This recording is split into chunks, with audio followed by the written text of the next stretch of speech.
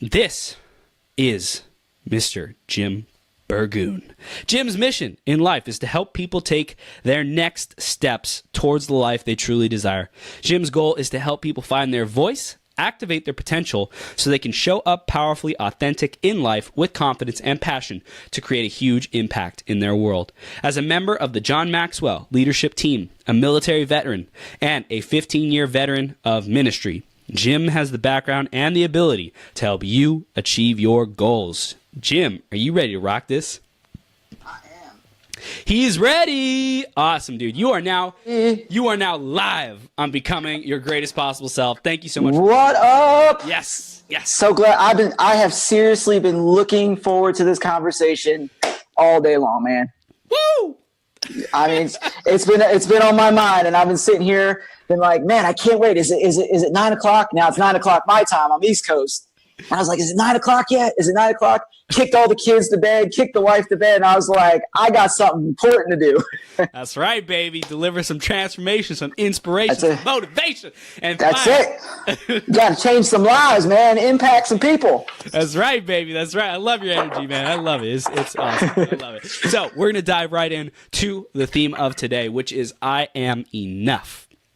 And Jim, how does this concept of being enough show up for you? How does it show up for your family? How does it show up for, when you were being a pastor, your clients? How has this shaped your life?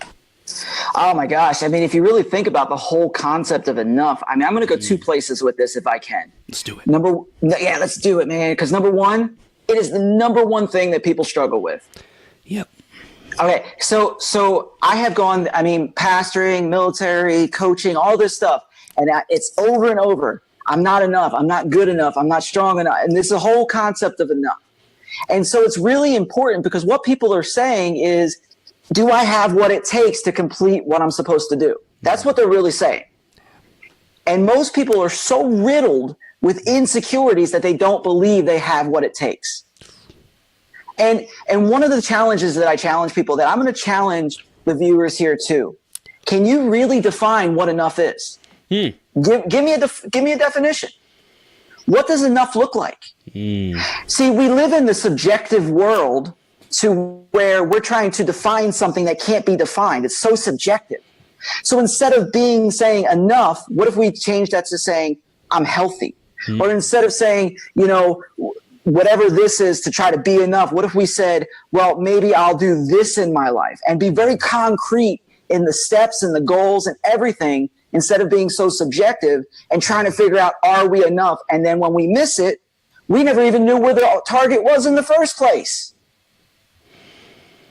You see what I'm saying? And so it's even in my life, man, it's been huge because when I was growing up, I was told you're not enough.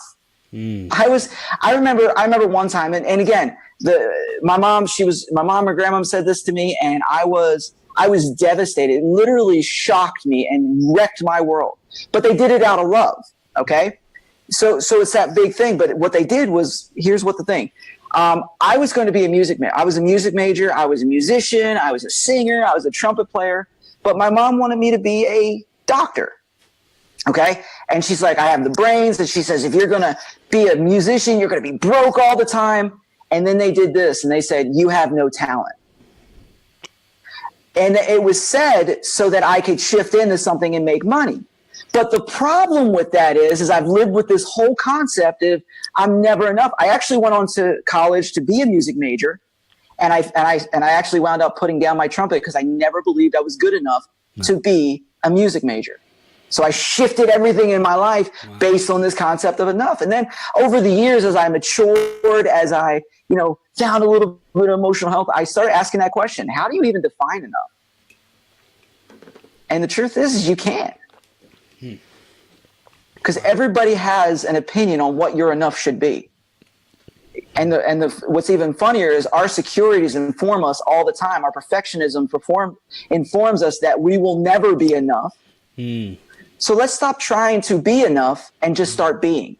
I love that. So we talked about goals, right? Like you mentioned about goals, having clear, specific aims for if we want to be healthy, then we have a goal of what healthy is.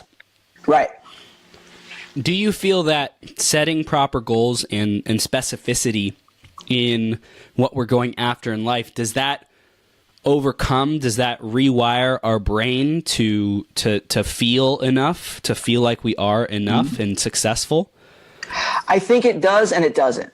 So you've got to go two places, because sometimes, and this is where a lot of people fail, they'll overcompensate in one area in order to hide another.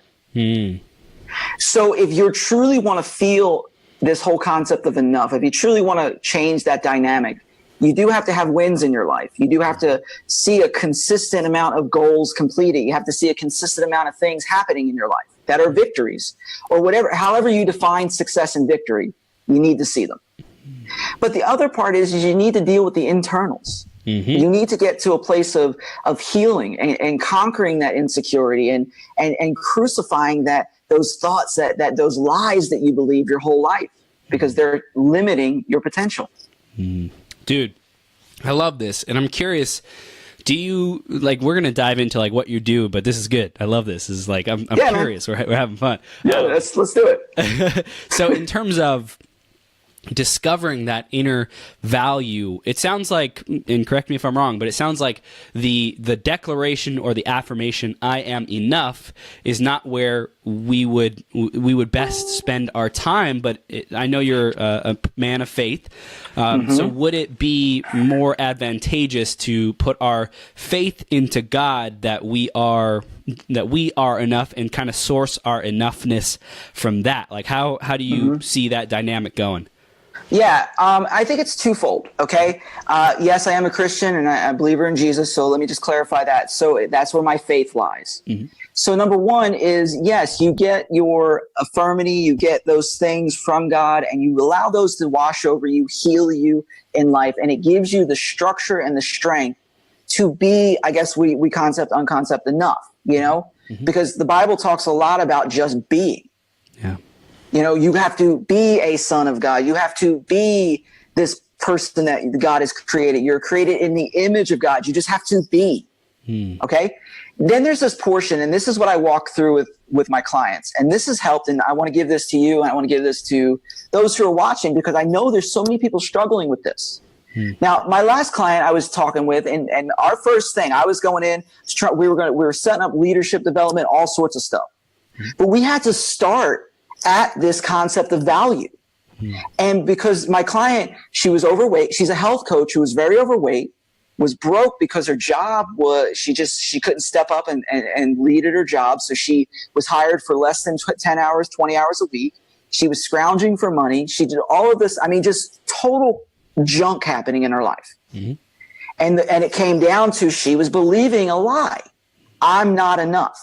I don't have what it takes, you know? And so what we did is we got in there and we started changing the lies and started applying truth. Now, in the Christian faith, we believe that Jesus is the life and the truth. So we replaced the lies with the truth. Now, here's what I did with her. And it was simple, real practical. And she hated me at first, right? But she rehired me because of how powerful it was. I told her to stare in the mirror. I said, go to the mirror. I said, I'm going to give you 4 things to say. And none of them are going to be, I'm enough. I said, I'm going to give you 4 things to say, and you're going to say this every day for umpteenth days until it sticks. Okay? So I said, and I said the 4 things. I said, number 1, you're going to say, I like me. You're going to stare yourself in the eye, and you're going to say, I like me. And I told her, I said, you're not going to say I love me, because you don't love you. And you got to start somewhere. Step it up, step by step. Start with, I like me. I said, the second thing, you're going to offer forgiveness. You're going to forgive whoever hurt you. Whoever said that lie, you're going to be like, I forgive so-and-so for saying this to me. I said, the third thing you're going to do is you're going to stare yourself in the eye and you're going to tell yourself, I forgive me. And that was because she needs to forgive herself for believing all this crap. Right? And then the fourth one is usually, and I tailor this to each person because everybody believes a different lie. And the fourth one was simply saying, and I forget exactly the one I said, but basically I told her to look herself in the eye and then tell herself that she is powerful, that she is loved, that she is going to do this. So do that. First day, she didn't even get through all of them. She cried. She hated it. By day 4, day 5, she was able to say it one time. By second week, she was doing it 2 and 3 times a day. Can I tell you, since this time, this was only a few months ago, since this time, she's down 19 pounds. She got a raise, not only got a raise at her work, she was hired on as the assistant manager at her work, got a bonus at her work. Then on top of that, her own business started thriving. She started making more money in her business. And now she's creating boundaries in her life where she's telling people, you can't talk to me like this. Now, is she 100% healed? No, it takes a while. It took people 30, 40 years to get jacked up. It's going to take more than a day or two to get unjacked. Yep. So I'm going to tell you though, but in that 5 to 6 week period, do you see all the results based on that one concept? And that isn't even all the stuff we go through, I coach with, but on that one concept, her whole life is changing around. Dude, that is freaking awesome, man. I love it. I love it. So the 4 things are: I like me, I forgive X, this person. Yep. I forgive me for the lie that they told me, whatever it was. The third one is I forgive me, and then the last one is like I am powerful, I am confident, I am whatever it might be. Yeah, whatever that self-affirmation is that person. Again, I talk to each individual because everybody needs something different. Yeah. Yeah. And so that last one, because I'm going to tell you, Chris, here's the deal. If you don't walk through the fact is you don't recognize, most people don't recognize they like them, that they hate themselves, and they expect other people to hire them. They expect great success, but they don't even like themselves. Guys, how are your marriages even surviving if you can't like yourself? How are you going to love your wife and husband? I mean, seriously, how are you going to love your kids? If you can't walk through forgiveness, you're just going to be a bitter poison waiting to jump out on somebody. And then that last point is just saying you need to say something to yourself that is powerful to activate that self concept. Now, we tie it into being, again, a follower of Jesus. We understand that forgiveness comes from God. We understand that he's the giver of life. And we understand that because we're created in his image, that we have the creative power of the one who created us. You know, we have this ability to step outside the limitations. So, and you just recognize that, you receive that, and you walk in power, man, and you grab hold of the life that you deserve, not surviving, but thriving. That's what I'm about, man. I'm tired of people just settling. Amen. Amen. You know? Dude, Jim, we're freaking starting off so fiery. I love this, dude. We got a big fan of both of ours, Nicholas Barely, out in the audience. Love you, brother. We appreciate you. He said, "Go, Jim." He said, "Go, Jim." He said, "I like me," and he said, "Haha, if it took someone 30 years to get jacked up, it's going to take more than a day to fix it." LOL. You should definitely quote that. Get that on a That's it, man. We're gonna do something with that one. Maybe we'll make our own little viral little video. I love put some good music behind it. That's right, baby. That's right. So, Jim, let's dive in a little bit more to what you are doing today, what you're working on. You talked about, empowering your clients with self-confidence, self-image, really tapping into the power of God. Tell us more about that, man. Yeah, man. When you talk about working on stuff, I'm working on building my brand and building this business out. Even getting to this place in business is a story in itself. Dealt with a lot of this stuff. And my whole heart, dude, is I want to get in front of my people, my tribe, people that God has put in front of me, because I believe that the things that I'm gifted at will radically change people's lives. I just, like right now, I'm developing, I have a signature program I'm developing for coaching. If people want to coach one-on-one or group, there's a signature program that we're dealing with. We're going to go over value. We're going to go the value propositions. We're going to go over mindset because, you are really who you think you are. The person you are today is because your brain has thought you into existence, and you need to change that in order to get further. We go over leadership development. We go over growth potential development, man. Because once I'm done coaching with you, because if somebody coaches with me, listen, that's not a forever thing. And coaches have got to get over this thing where they say, you're my client forever. No, I hope you outgrow me. I just want you to get really built up and outgrow me so where you don't need me anymore. That's the life. And so I teach people how to grow, because if you're not growing, you're dying. End of story. What else I hear is non-attachment. Like, I hope you outgrow me is like Like, it's the complete opposite of the scarcity mindset, of the survival mindset that I think a lot of coaches are in, that they want a client to stick around forever because they want to keep getting paid based on the work that they do for the client. But I love that, it's more about, hey, I want you to succeed for you, and I want your soul to, spread wings and fly. And I know that I'm not always going to be that person who is like ahead of you, or, able to serve the needs that you have at whatever specific time in life that you're at. So I think that's super powerful. And everyone who's listening, I invite you to adopt that mindset and start affirming that to everyone that you're around. Like, I want my clients to outgrow me. I'm going to do my freaking best. I'm going to set the pace, baby. We going to lead, and I want my clients to outgrow me. That's it. I'm going to rock your world, man. Yep. I'm bringing powerful stuff. But the deal is that life is seasonal. I mean, think about how life runs and how natural course of life. We live in 4 seasons. Well, I'm in Florida, so there's only really 2, hot and really hot. But the deal is that we live in 4 seasons. So what makes us think that people in our life aren't seasonal as well? And you get blessed with 1 or 2 people that may stick with you the course of your life, that inner circle, but everybody comes and goes. And we've got to realize that we keep people with open hands.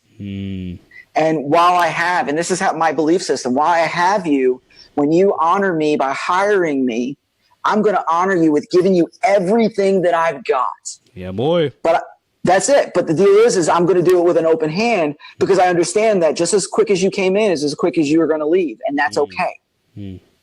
And let me give you an example. Like, I went out, I do Facebook Live workshops. Like, I'm trying to create one right now around boundaries, because I think the single thing that people are struggling with is proper boundaries, like how to say no, how to create boundaries. I mean, everybody wants more time. Everybody wants to feel guarded. They want to guard their heart, but they don't know how. People want to be able to say, this is my space, stay out of it, but they don't know how. So I'm creating a thing around that about boundaries, right? Now, my workshops, listen to this. This is how I do my workshops, because I go overboard. Like, I over-deliver on what I promise. So I created a goal workshop, which is available for sale soon. But I went in there, and everybody does workshops, right? But they were like, couple videos, and we're all call it a day. Chris, I went in there. I did 18 videos. I threw out 6 new ebooks I wrote just for those people. Wow. And then they had coaching things, and I didn't charge an arm and a leg because I wanted to impact people. It was my first go. So I tried, I just did whatever. But the deal is that I go all in. And how I lead, I'm leading by example. Look, if I'm going all in, I want you to go all in, because if you're not all in, you're not going to change.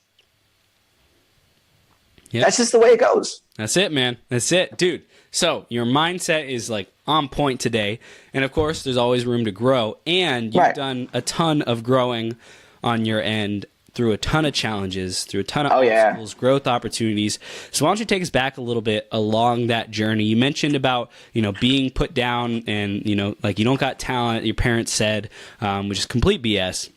And thank God that you experienced that contrast, because I'm sure everyone around you feels like they are like infinitely powerful in anything that they set their mind to that they can do. So take us along that journey of the other challenges and pieces of wisdom that you picked up and things that you had to overcome. Sure. How much time do we have? Because this may take a while. Because we were going to say, I was going to say, can we do a whole 12 hours on this? No. But, let me hit some highlights. Some wisdom takeaways. Number 1, don't internalize other people's opinions. Don't internalize other people's opinions. I've had people over the last little bit that told me I need to give up. I've had people that said you need to move back home. I've had people that says you're just not good enough. There's no value in you. And I've got a laundry list of people's lives I've changed. Don't tell me I have no value. I got you say I have no value, put up or shut up. Here's my list of people I've changed. You know what I'm saying? But for a while, let me tell you, for a while, that wasn't always my story. For a while, I was a people pleaser. For a while, I was addicted to approval. I was whoever you wanted to be, me to be. I was that person. Wow. Because I needed you to like me.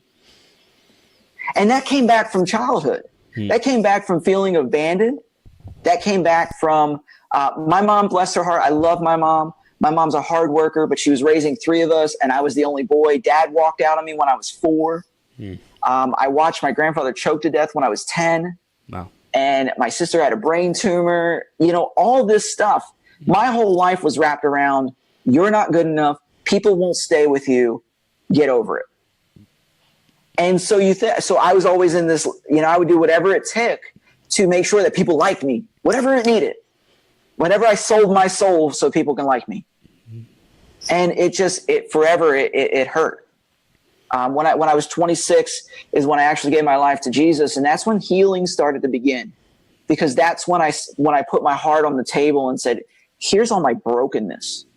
Now, a lot of things has happened in my childhood. I just gave you some points. I had suicide attempts. I had all sorts of stuff. But it was around that time, my wife, who was a Christian, led me to this. And I was a witch. I was an atheist. I was a Buddhist. I was just trying to find somebody who would accept me. And then I found Christ and that particular understanding. Here's the thing. I don't need people to accept me because I'm already accepted. And that change of mindset from I need your approval to no, I don't need your approval. I've already got someone's approval, and that approval doesn't change. You know, and that brought healing into my heart. That brought healing into my life. And now the journeys haven't stopped. Now get this. My wife has died, and we're okay about talking about this stuff because this is stuff we're going to leverage in our lives to help people. My wife is diagnosed with 3 separate diagnoses for mental illness. You know, bipolar, borderline personality disorder, and OCD. We have been together 18 years. We have beat odds that every time we go into counseling and we tell them how long we've been together, people are like, what? That's unheard of. Because we're committed to each other. So another thing is, so the first one I said, don't internalize other opinions because they're going to have all these opinions of you. Don't internalize them. Even through all those hard stuff, hard shakes and stuff, everybody had things they want to say about me. Everybody had things they want to tell me. I'm abandoned. I'm this. You know, the heck with that, right? The second thing is, listen, we all go through trouble. We all go through trials. But you're given the choice. Are you going to let the trials define you, or are you going to define you? Because if the trials define you, and when trials leave, then you have nothing left to define you. If you let yourself define how you're going to respond, but the trials fuel that mindset, then the world's open to you. You know what I'm saying? Because I am not a victim. I have never been a victim. There was a portion where I felt like a victim, but I'm not a victim. And I refuse to be a victim. You know, and all my life, I can play the victim card. I have had one thing after another happen to me. My wife was hospitalized 6 times this year. Wow. In the last year. The reason I'm an entrepreneur today, I have an entrepreneurial spirit, but because when my wife was hospitalized, the state stepped in and I lost my job because of it. So you have to do what you have to do. You can be crushed by it, or you can get up and you push forward. That's you know, and so don't internalize people's opinions. Don't let things define you. You define you, and how you define yourself determines your success. So what are the active ways to define ourselves? Well, here's the deal. One of the ways is, now for me, again, I define myself by the truth I find in the Bible. Okay. Because there's a lot of truth that tells you who we're supposed to be, how we're supposed to act. So I define myself by that. That's the life I live. Yeah. I don't push that on people. I'm not going to sit there and make you believe what I believe. I'm not going to proselytize people. But it's something that was so powerful in my life. I understand who I am in that. So the deal is how are you going to define? I would tell people, define yourself by truth, not by situations, not by people. Because oftentimes we'll define ourselves by what we go through and who we hang with. You want to define yourself by the truth that you know. Now, for your listeners who may not be Bible believers, are you somebody who's honest? Are you somebody who's trustworthy? Are you faithful? Are you creative? Are you a giver? Define yourself by that truth. Are you a fighter? Define yourself by that truth. Don't define yourself by what you're going through. That's temporary and momentary, man. You look at to where you're going to, not what you're going through. Right? Yes. Yes. So, I love your rhetoric. It's awesome, man. And I wanted to dive in a little bit more to your pastor journey. Like, what was that like? Yeah. And what did you learn along those lines? What did you get from that? Well, a lot of things. One thing is I've learned how to be a leader. Because I went from, prior military, I was teaching, I was doing a lot of odds and ends, to here I am in a volunteer organization, an imperfect, broken individual in charge of helping people become better. And and the funny thing is I worked in different ministries. I was a youth pastor, I was a prayer pastor, I was an executive pastor, which for you guys who don't understand that terminology, that just means there was the pastor, and then there was me, and I ran the church with him. Okay. And then I was actually called to start my own church, and we moved 500 miles to a city we didn't know to start a church. And so we got there and we started with like 6 people in my house. I wasn't the pastor at the time, the first year. Well, what was funny was the pastor left, and he went up because his mom had brain cancer. So he left, and I was left with a decision. Do I keep on going or do I give up? The statistics said if the lead pastor leads 95% or better, the church shuts down. Wow. So I'm like, how do you do that? Well, I stayed. 8 years later, we stepped down to come get medical care. 7 years later that we grew this thing, we saw 100 people saved and baptized, gave their life to Jesus. We saw people come off of drugs. We saw marriages restored. We saw people activate their potential. We saw people step out into ministry in those years, right? And it's because I stayed. But I learned a lot about me. I learned about my weaknesses. I learned about, because I'm going to tell you, when you lead a volunteer organization full of people that you don't pay, it makes or break you a leader. You don't get to sit there and say, I'm the leader, follow me. That is junk. You have to build relationships. You've got to build people. You've got to build the organization. So it teaches you about you. And I will tell you one thing that this journey actually has taught a lot. It taught a lot about where my weak points are. It taught about my insecurities. It taught me about where my pain points are, like really seriously, those triggers that I had from a child. It taught me how to get thick skin and stop caring what people thought of me. It taught me how to walk somebody through holding their hands while you're doing a funeral, burying their 9-month-old child. That was my first week of pastoring. Was we had a 9-month-old child in our church drown. That was my first week as a full-time pastor. So I had to do that funeral, and I had a 9-month, and watching that little coffin go down and understanding you're about to break down because of that child, and yet you have 50, 60 people at this funeral that you've got to console and you've got to work with. It really teaches you how to interact with people on all different levels. It's a crazy journey. It's the hardest thing I ever did in my life. I believe it, man. I believe it. Building a community, spreading those seeds, like adding life to the roots, especially when it's like either just starting or when there's transition, like you said. I can only imagine how challenging that is, man. Yeah, incredible, man. And you've got to be good at being flexible. You've got to be good at learning how to lead through transition when you're always in transition, especially in Florida. Everybody comes and goes all the time. We're the transition state. You've got to learn how to manage your own emotions while dealing with others. You've got to learn how to keep your emotions in check when somebody's yelling at you and treating you like junk. Sounds like an entrepreneur journey, doesn't it? It does. So like the correlation I see there is like leading yourself, right? Like you got to learn how to lead yourself in this organization to have people get the benefit and rise up to receive Christ and stay with the culture and grow in their faith.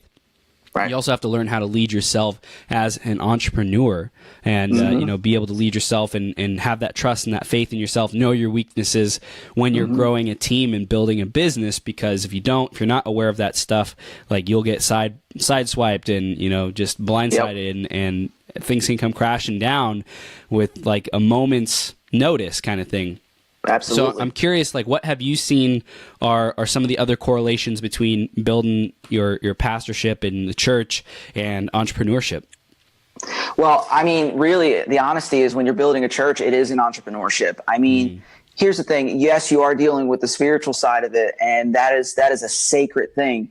But look at it. You've got to draw people. You've got to build teams. You've got to market. You've got to learn how to do like how people receive your perfect ideal client. We have mission statements, vision statements, how to craft all of those. You've got to be able to package your deal with excellence. You know, all of that matters. I mean, and that really, if I didn't mention church, you would have thought we were talking about a business. Yep. And there are people out there who get mad when they say church isn't a business, and there are people out there who are like it correlates, because I'm going to tell you, all truth is God's truth, and if that's true, the business truths that you have, like ideal clients and stuff, are the same truths that you reach your ideal client as a church pastor.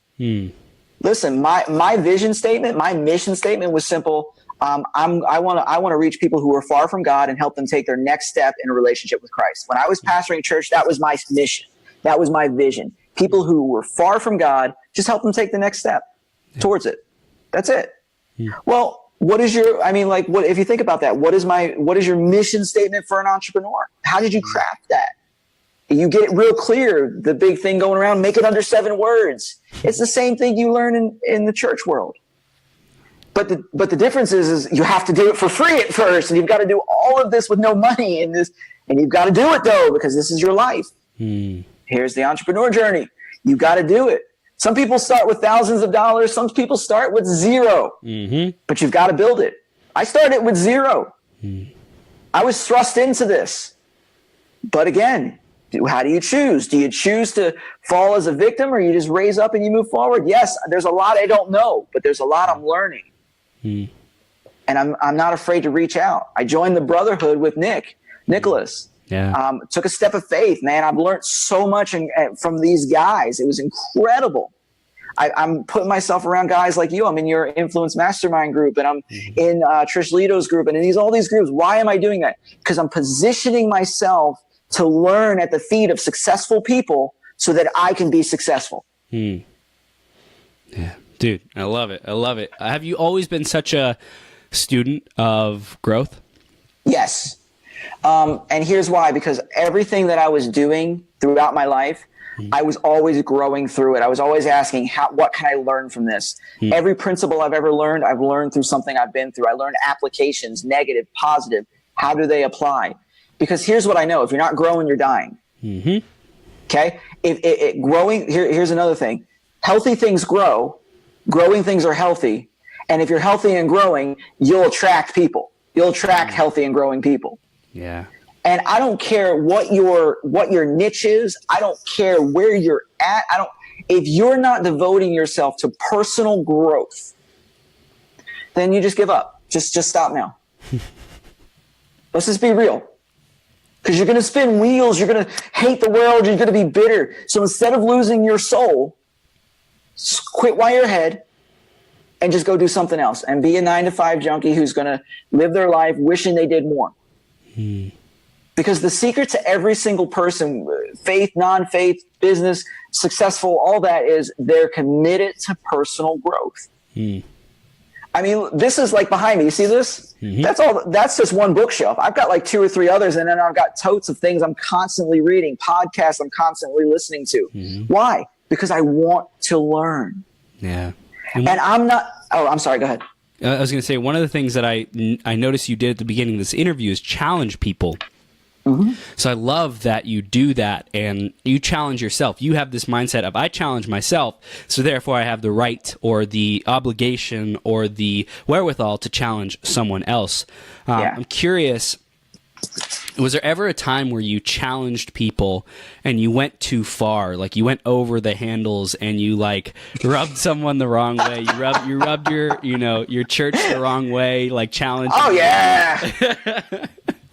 Hey, look, one of my best friends said it this way, and I've kind of adopted this a little bit. My thought, one of the truths that I like living by. Now, I'm a laid back kind of guy, super energetic, in your face. I have no problem challenging, but I'm not a high type A personality. I'm not going to make you feel bad. I'm not going to get in your face, but I will challenge you.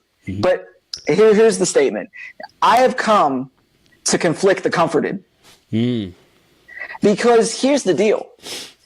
so many of us are in our comfort zone, and that's why we're not growing. You will not grow in your comfort zone. Your comfort zone is a death trap. You got to move into the discomfort zone, not the insanity zone where you have this pie in the sky dream and vision that you'll never get in your life. You got to get into the discomfort zone where you feel a little afraid, feel a little uneasy, but you're moving towards growth. That's where growth happens the most. Now, here's the thing. Here's what I know. When I challenge people, those that are tied and worship their comfort zone will automatically be mad at me. Every time. Yeah. Those that are too afraid to step out of the comfort zone but are willing to, they may be upset at first, but they love you later because they've got the challenge and somebody held them to it. And all they're looking for is somebody to grab their hand and say, get out of that zone and look, I'll walk with you. Slap them in the butt, get going. That's it. Good game. Let's go. Whap. Sometimes people need a couple slappings. Yep. But the deal is that they're willing and they're able. They just don't have the motivation. I mean, sometimes we don't have the motivation. That's why we have mentors and coaches and accountability partners to say, get up and get out of your rut and get moving. So yes, I've offended many people in my life, but that's because they're so tied to their comfort zone. And they don't see that they're not tied to the growth zone. So that's a perception. That's a perspective. If you're tied to your growth, or not your growth, if you're tied to your perspective, or not your stop, reset. If you're tied to your comfort zone, then you don't understand the value of growth. And you don't want to move into growth because you're happy being who you are and where you're at. But you're always longing for the thing inside of you, the potential to be unlocked, the dream to come out, because you're not willing to take the steps to do it. And then when somebody challenges you, and they're not doing it out of meanness, they're not doing it out of hatred. Some people are just jerks. But if somebody truly cares about you and they're like, look, move it, like a boot camp guy, right? Move it, go, go, go, go, go. What they're saying to you is your dream is too important to somebody's life for you to stay where you are. You need to move it. And that's up to them if they get mad or not. Some people will get mad at you, leave. Some people will get mad at you and go sulk in the corner. Some people will get mad at you and begin to move forward. And some people will be like, man, I was waiting for that, and just move. So it's almost like it should be it's an objective of ours to have people get pissed off. Yeah, sometimes you need to, man. I always say it this way. Sometimes you got to offend the mind to reveal the heart. Yeah. Because if you're in an offense, you really get real truthful.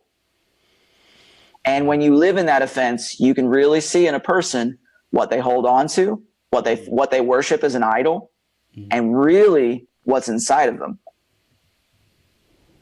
Damn. And that's what people need, is to be challenged on their beliefs, their values, what they're holding on to, what they're idolizing, what they are worshiping, because it's through the process of being challenged in our beliefs, challenged in our faith, through circumstances like life's incredibly difficult, being, let go at work or fired, or, business crashes, or whatever happens, a relationship ends. Like, that's a challenge of our faith in something bigger or ourselves to be able to handle it. And I think it's so important to be ready for those challenges. So what are some other steps that you take to be able to be empowered, to be in that growth mindset, to be, like in terms of habits, in terms of rituals, or anything like that you would recommend that you do? I work out. I try to get out there. When you talk about wholeness as a person, there's like really 5 dynamics that you've got to keep in constant balance, relationships, soul, spirit, strategic, which is your identity, your value, your skills, and then that last one, which is your body. And so when you think about that, I work out. I like to work out because I set a goal. And at the beginning of this year, I wanted to do a mudder. I wanted to do one of these mud races. Yeah. And I've always put it off. I've always had an excuse. You're overweight. You're this. You know what? In January, I bought a ticket for August. I don't have an excuse. So I've been working out a little while. I've dropped 10, 15 pounds. I'm trying to get into shape, and I'm like, okay, I bought a ticket. There's no backing out of that anymore, Buttercup. You just do it. Yep. So I'm trying to do that. And, my spirit, I'm constantly in prayer, meditation. the difference between Christian meditation and like other meditation, like Buddhist or anything, Buddhist meditation is emptying yourself. Christian meditation is about filling yourself with there's a big difference. Where Buddhists and Hindus and all empty myself to reach enlightenment. Christians are like, I want to fill myself with the presence of God, with the word of God, so that I'm empowered to live my life daily. So it's getting into your Bible, getting to meditate on that, building your spirit, have a relationship with Christ and God's people. You really can't have a relationship with God and not God's people. So you got to have that balance of both. When you talk about soul, your soul is your mind, your will, and emotions.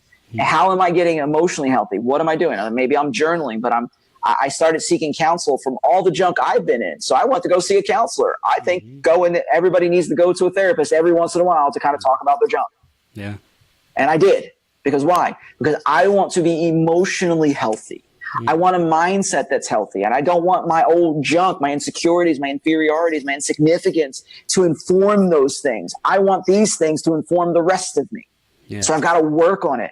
My relationships, I spend nights talking to my wife, and we spend minutes and just kind of connecting. I spend time with people I care about, people I'm trying to build, and not just say, what can I get from you, but what can I give? This is all going into cultivating the whole person. We talk about strategic. I remind myself who I am regularly. I'll get in the mirror too. I'll be like, hey, look, you're powerful. You're this. You're a child of God. Because I will slip back sometimes and be like, I'm in a rut. I'm working on skill set. I'm working on my value. But I do these things because I'm trying to create a wholeness inside of me, that where I interact with people and people will gain health because I'm healthy. I know that was a lot, so I hope you caught a lot of that. It was great. So the wholeness is really like when we are doing these, balancing the five that you just mentioned. Yeah.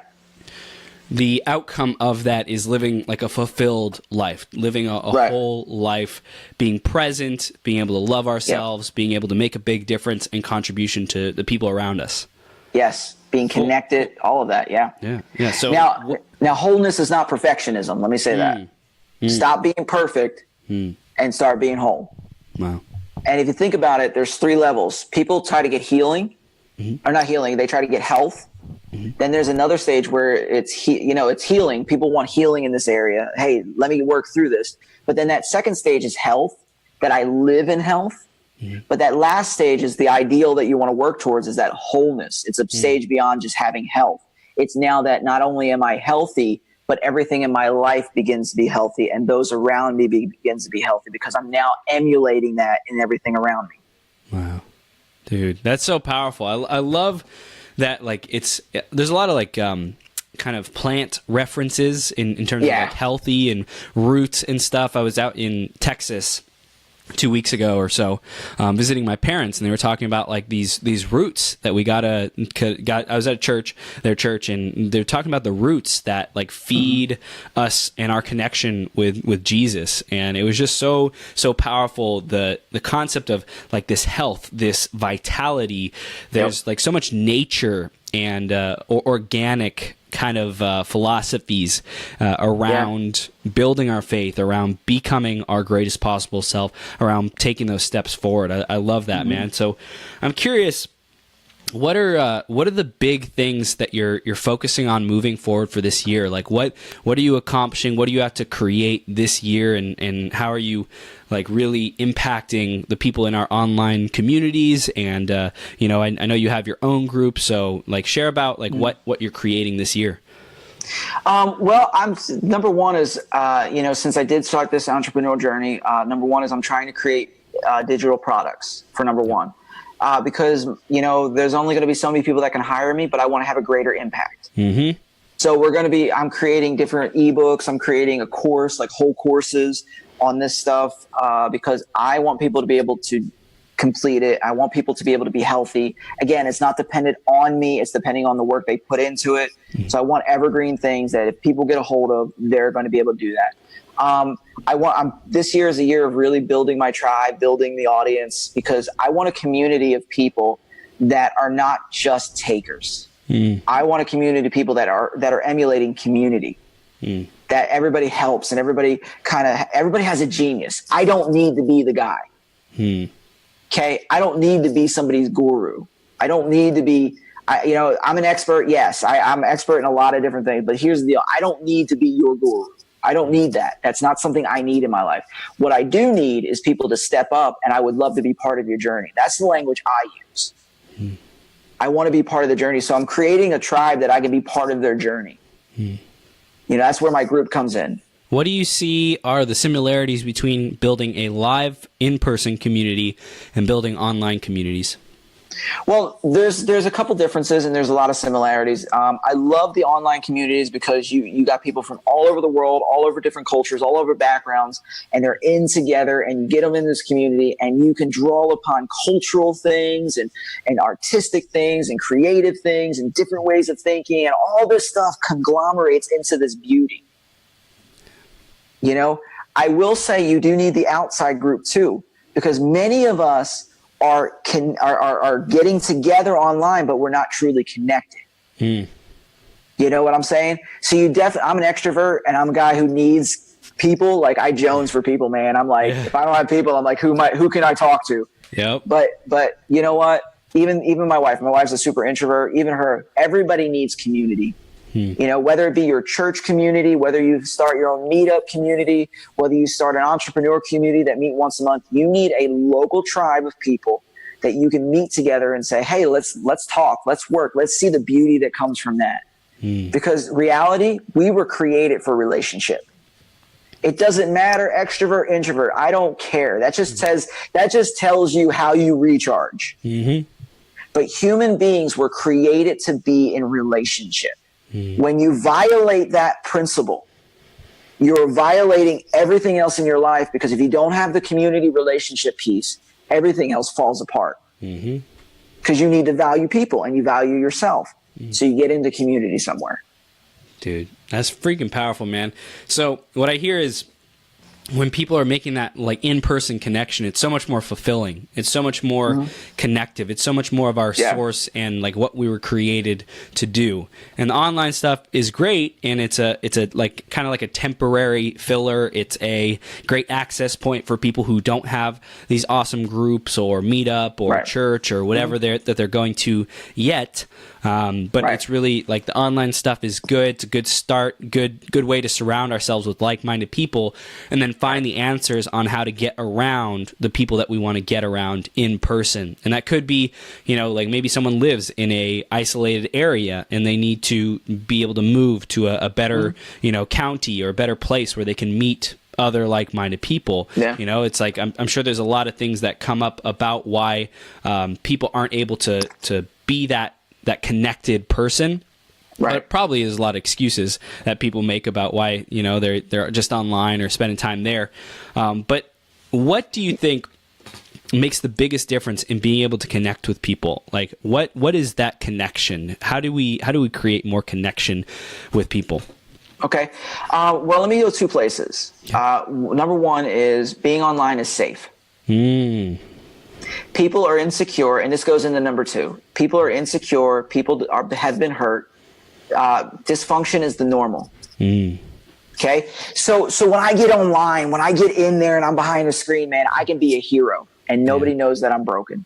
I can be the answer man and get a lot of great feelings, and the dopamine and all that's running through my brain because I just helped you and it was awesome. But you don't know that I was ready to take my life before that. You know what I'm saying? People can be a superhero online and hide behind a persona.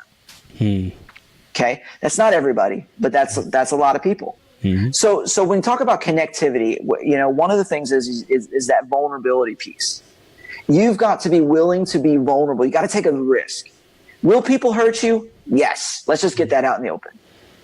But life is so much more. Maturity dictates that I work through the hurt.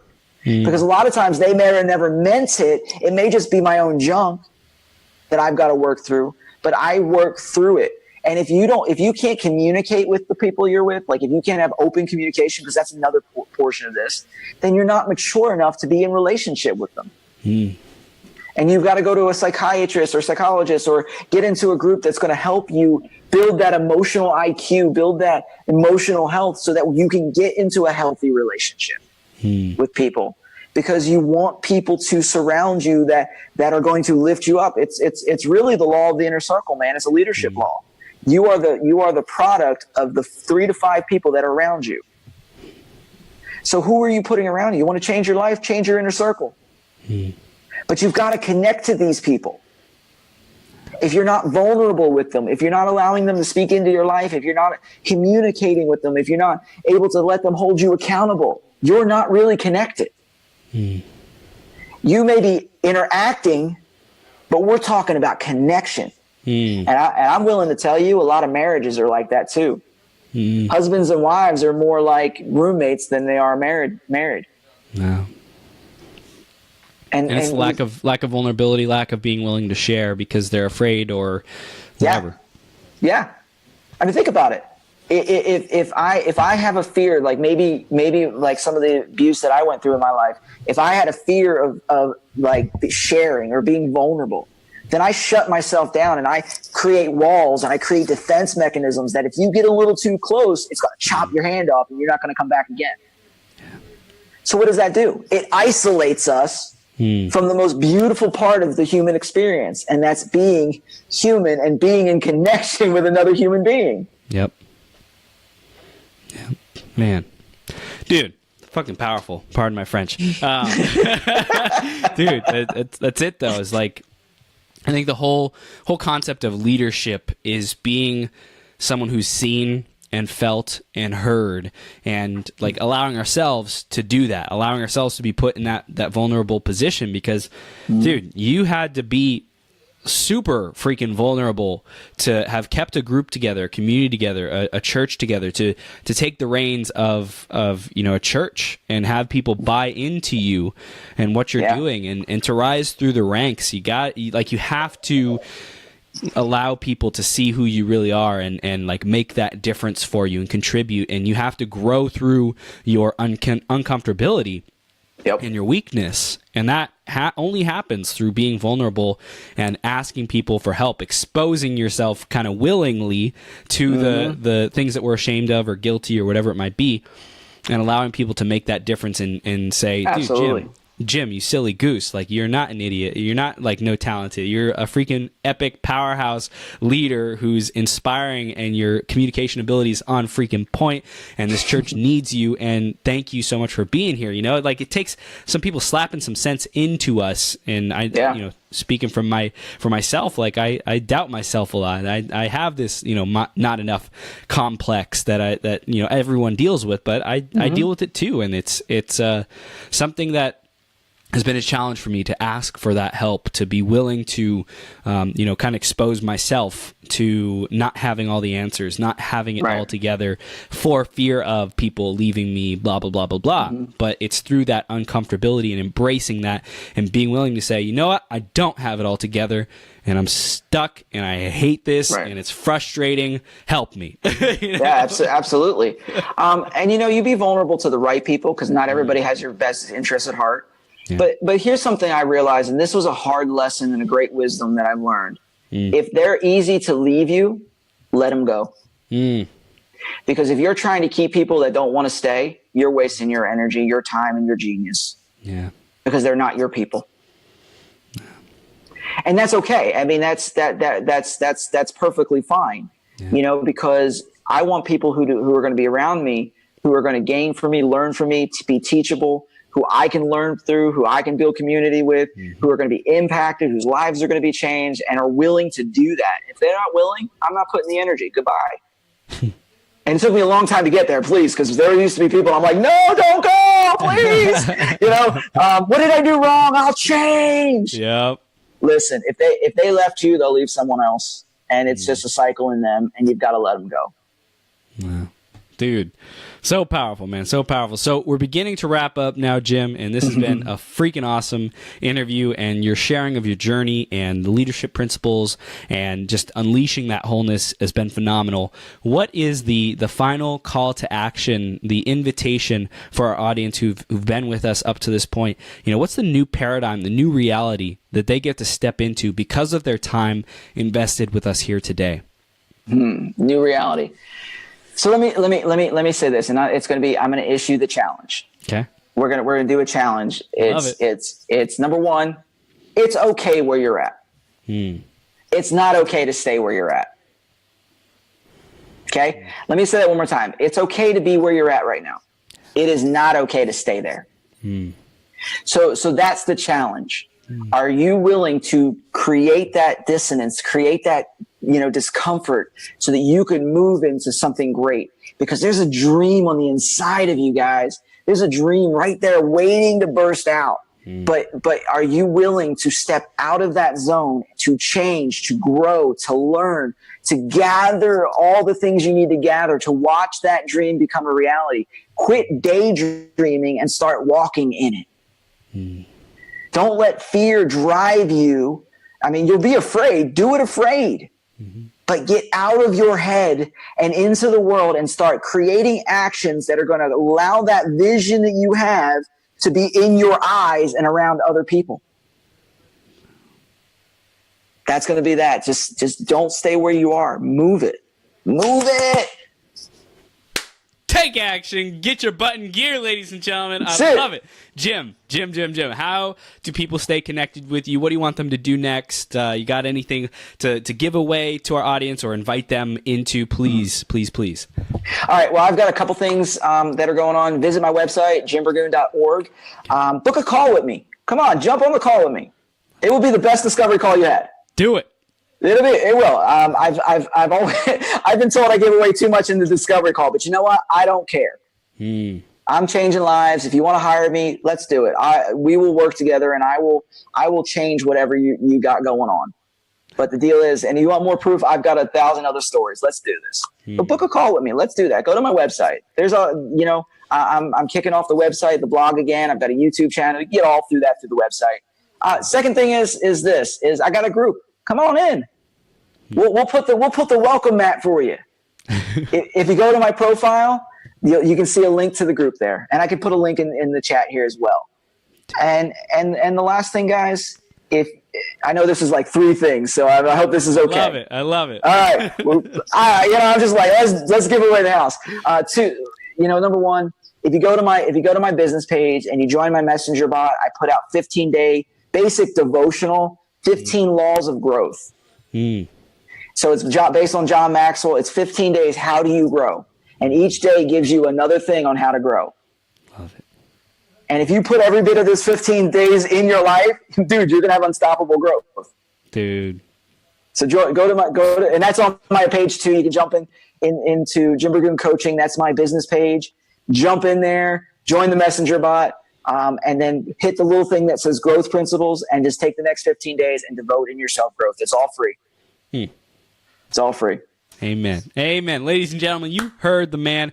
Get in a strategy session with this dude. He'll freaking blow your mind. And Jim, just from the short amount of time that we've spent together, you have clearly done the work. You've clearly taken the steps to teach people about leadership, to teach people about stepping up, about challenging themselves. So, ladies and gentlemen, if you want to stretch yourself, if you want to produce new results in your life that you haven't yet produced, or maybe one day in the past you produced them and things just haven't been working out for you, or whatever it might be, you want to step up as a leader, Jim has the credentials. He's walked the talk.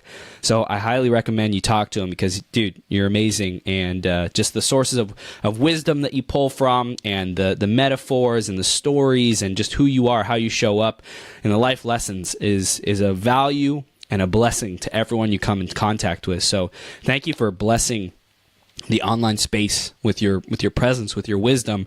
And I'm super excited to see how things develop and evolve for you, man. You got just so much potential unleashing right now and moving forward. So I'm grateful to be connected with you, man. You're just an incredible guy, and yeah, man, blessed to have you on the 12-hour marathon. Oh, I'm blessed to have it too, man. Thank you, and thank you for all that you do, bro. Because you're impacting lives and you're creating conversations that are going to be impacted. It's like a ripple, man. You throw a stone in a pond, you don't know how far it ripples out. That's who you are, man. You're going to ripple out to people who are connected to people who are connected to people, and your influence and impact is going to be huge. Dude, thank you, Jim. This is just the beginning, baby. That's it, man. Have the best day ever. Thanks for coming on, man, and we'll see you soon, okay? Thanks for having me. All right, take care.